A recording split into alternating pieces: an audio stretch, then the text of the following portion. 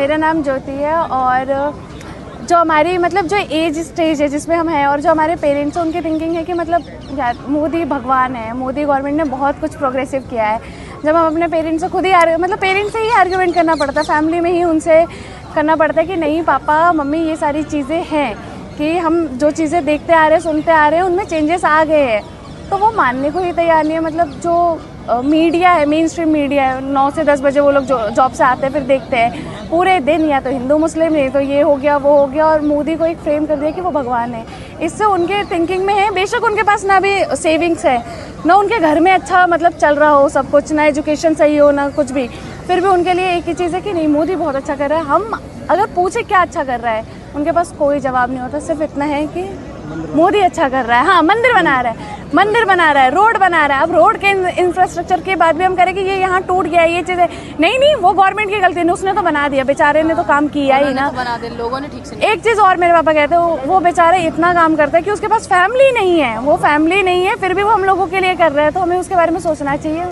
मतलब इस तरीके की आइडियोलॉजी है। तो पेरेंट्स से एक रिक्वेस्ट है कि आप लोग अगर वोट देते हो तो हम लोगों का सोच के दो कि हम लोग आगे आने वाली जनरेशन में सफ़र करेंगे आपके इस वोट से।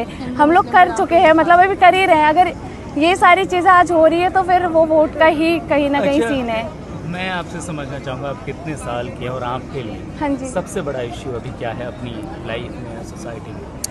मैं 23 साल की हूँ और मेरी लाइफ का सबसे बड़ा इशू ये है, मेरी लाइफ का नहीं, मुझे लग रहा है पूरी सोसाइटी का ही ये है कि हमें ना एक बहुत प्रोग्रेसिव एजुकेशन चाहिए जो हमारी मतलब सोसाइटी की थिंकिंग को आगे तक बहुत आगे बढ़ा सके। एज लाइक जैसे हम बाहर की कंट्रीज़ को देखते हैं कि वो आगे कितना बढ़ रही है, टेक में बढ़ रही है, सोसाइटी की चीज़ों में बढ़ रही है, और इवन बहुत सारी चीज़ें ऐसी है कि उन्होंने मतलब हमसे 10 गुना 20 गुना आगे हैं वो, तो हमें वैसी ही चीज़ें चाहिए और उसके लिए रिफॉर्म होना ज़रूरी है कि मतलब चीज़ें सही हो और फिर ये सारी जो हम चीज़ें चाह रहे हैं वो भी हो। अगर आगे इस तरीके का प्रोटेस्ट फिर हुआ तो क्या आप फिर से आ पाएंगे? ज़रूर, मैं तो आऊँगी ना, क्योंकि मैं नहीं चाहती ना मेरी आगे आने वाली जनरेशन, चाहे मेरा आगे आने वाला टाइम ऐसा ख़राब हो।